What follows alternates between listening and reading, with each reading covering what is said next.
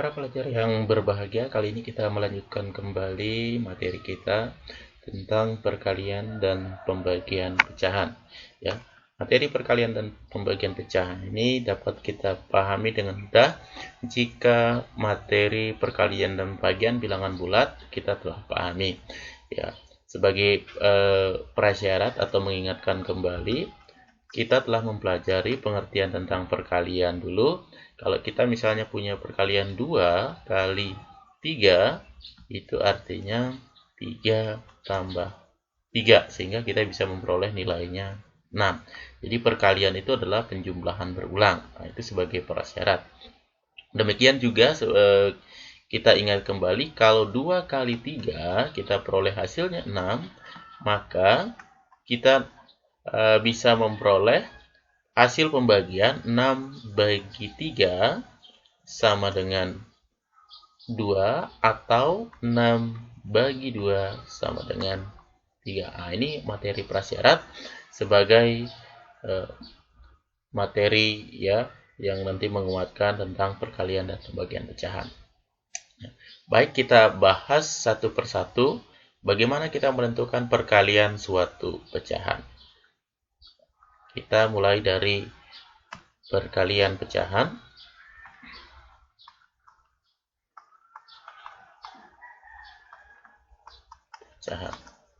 Ya. Kita ingat kembali bahwa suatu bilangan bulat kita bisa nyatakan dalam bentuk pecahan biasa. Ya, misalnya jika kita punya bilangan 2, maka 2 itu bisa kita nyatakan menjadi pecahan biasa, misalnya 2/1, kemudian bisa juga 4/2, atau bisa juga 6/3, atau pecahan senilai ya. Nah, jadi bentuk bilangan bulat kita bisa nyatakan dalam bentuk pecahan, ya tergantung nanti kebutuhan kita. Nah, dengan ilustrasi yang sama, misalnya kita mempunyai anggaplah pecahannya itu yang mudah, misalnya 2 dikali 1/2. Maka menurut pengertian perkalian pecahan pada bilangan bulat ini berlaku juga, maka ini hasilnya adalah 1/2 tambah 1/2. Karena dia sudah penyebutnya sama, tentu kita tinggal jumlahkan bagian pembilangnya saja, sehingga kita dapat ini 1 tambah 1 jadi 2, 2/2, atau kalau kita sederhanakan menjadi 1. Kita lihat lagi beberapa ilustrasi ya. 2 yang tadi 2 kali 1/2 kita bisa peroleh menjadi 2/1. Kita ubah dalam bentuk pecahan biasa, karena kita operasi pecahan itu kita mulai dari pecahan biasa. Berikutnya, jika kita punya misalnya 3 dikalikan dengan misalnya 1/2, tentu kita dapat 1/2 tambah 1/2 tambah 1/2, sehingga kita dapat 3/2. Nah, 3 ini kita bisa ubah menjadi 3/1. Misalnya lagi 5 dikali 2/3, ya misalnya 2/3, kita tentu peroleh 2/3, kita jumlahkan sebanyak 5 kali. Kita jumlahkan sebanyak 5 kali, kita dapatnya 10/3. Coba kita lihat sekarang ilustrasinya. Dari ini kita bisa lihat hubungan 2/1, kalau kalikan dengan 1/2, kita dapatnya tadi 2/2. Yang kita ambil adalah yang ini untuk melihat pola ya. Kemudian bagian ini kalau kita lihat 3/1 kali 1/2, kita perolehnya 3/2. Dan terakhir ya, dari beberapa contoh ini kita punya 5/1. 5 itu bisa kita nyatakan 5/1. Kalau dikalikan dengan 2/3, kita dapatnya 10/3. Dari 3 contoh ini, ya sederhananya kita bisa nanti tarik suatu kesimpulan bahwa Kalau perkalian pecahan itu kita bisa melihat kesimpulannya. Coba bagian pembilangnya kita lihat 21 2 1 2 2 3 1 3 1 2 2 5 2 10 1 3 3. Nah, jadi kita bisa memperoleh atau menarik sebuah kesimpulan kalau kita punya pecahan biasa, ya, kita punya pecahan biasa, kita akan bisa membuat suatu kesimpulan bahwa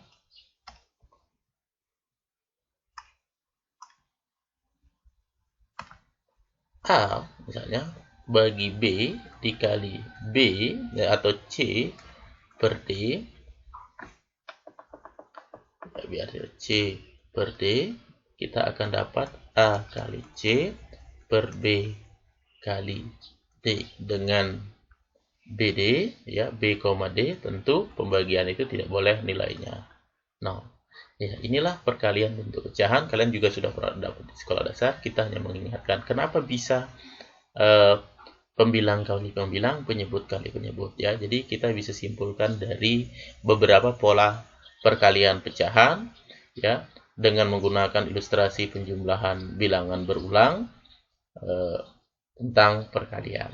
Jadi kita bisa simpulkan tentang perkalian pecahan. Oke. Misalnya nanti kalau kalian punya suatu pecahan, bagaimana Sir? Misalnya kalau pecahannya bukan pecahan biasa, kita kembalikan dulu ke pecahan biasa.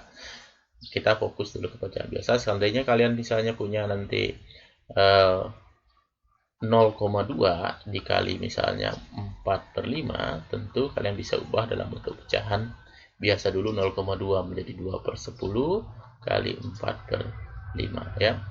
Nah, kita bisa sederhanakan juga nanti. Kalau tidak sederhanakan, kalikan boleh juga dulu. Misalnya menjadi 8/50, sederhanakan masing-masing bagi 2 jadi 4/25. Nah, seperti itulah. Nah, kalau dia nanti ketemu soal bukan pecahan biasa, kita ubah dalam bentuk pecahan biasa ini.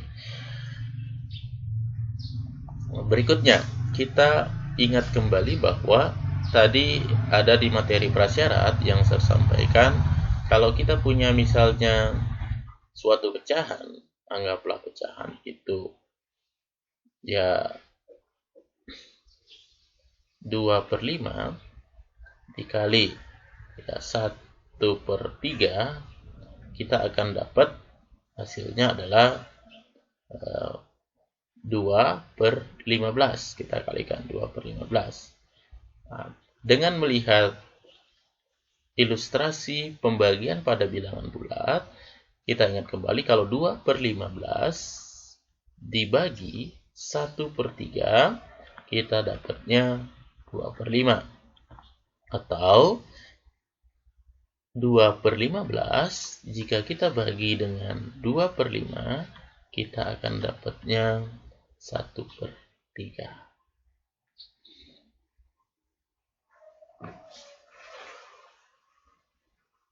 Nah, sekarang bagaimana memperoleh, ya, hubungan ini, gitu. Sehingga kenapa 2/15 jika kita bagi dengan 1/3 dapat 2/5, 2/15 kalau dibagi dengan 2/5 dapatnya 1/3. Kita ingat kembali tadi bahwa dalam pembagian perkalian pecahan, misalnya kita punya A bagi B A per B dikali C per D, itu kita tulisnya A kali C bagi B kali D. Kita buat yang lebih umum. Sehingga kalau kita balik, misalnya menggunakan ilustrasi pecahan bilangan tadi, ini lebih umum. A kali B per B kali C dibagi C per D itu sama dengan A per B. Ya. Bagaimana memperoleh A per B ini?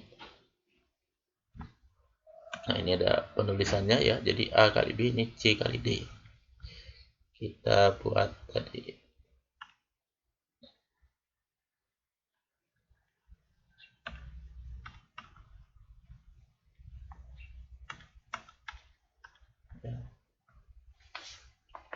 Ya, ada ini penulisannya yang ini harusnya tadi B kali D, ya.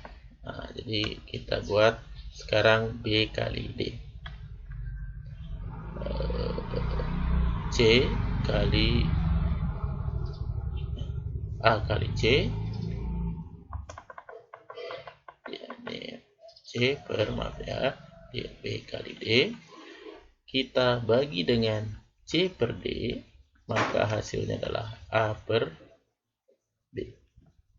Nah, bagaimana memperoleh A per B ini? Kalau kita punya misalnya A kali C per B kali D dikali.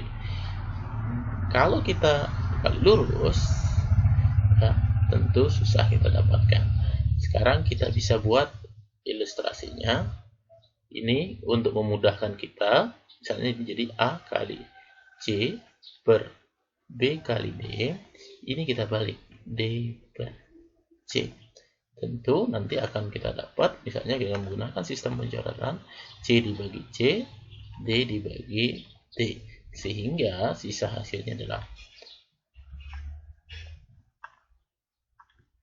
A per B. Jadi dalam pembagian bilangan pecahan, kita bisa menentukan hasil pembagiannya dengan cara membalik pecahan yang kedua, pembilang jadi penyebut, penyebut jadi pembilang, sehingga operasinya yang awalnya tadi bagi menjadi tanda kali. Misalnya kita punya beberapa contoh. Kalau kalian misalnya disuruh menentukan berapakah hasil 2/3 dibagi dengan 3/5, kalian bisa tulis dalam bentuk perkalian 2/3 dikali 5/3. Ya, hasilnya adalah 10/9. Kalau kita ingat lagi perubahan pecahan campuran, jadi ini 1/9. Ya, bentuknya seperti itu. Ya, ini menjadi acuan kalau kita melihat pembagian dalam bentuk pecahan, maka kita harus ubah menjadi dalam bentuk perkalian dengan cara membalik pembaginya. Jadi pembilang jadi penyebut, penyebut jadi pembilang. Bagaimana misalnya kalau dia bukan pecahan biasa? Tentu sama. Misalnya kalian bisa punya 10%, atau misalnya yang kedua 10% misalnya dibagi dengan 0,4.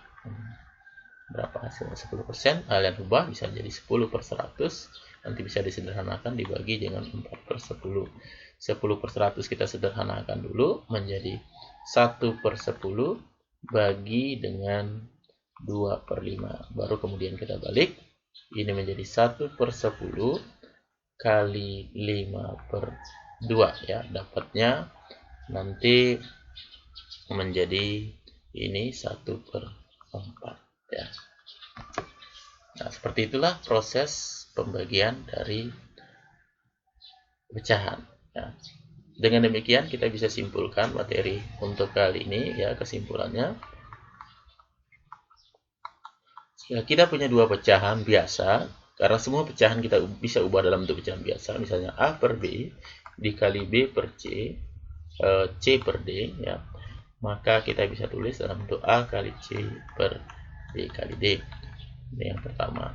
Yang kedua, kalau kita punya pecahan dalam bentuk dengan syarat, ingat pembagian tetap oleh 0, B atau D tidak sama dengan 0. Kemudian terakhir, A per B dibagi misalnya C per D, maka kita bisa balik menjadi A per D dikali D per C, atau A kali D per B kali C. Ya, demikian video kali ini. Selamat belajar, ya. Silakan pahamin baik-baik. Jika belum paham, putar kembali videonya dan berlatih pada e-learning yang disediakan. Terima kasih atas perhatiannya. Sampai ketemu pada video selanjutnya.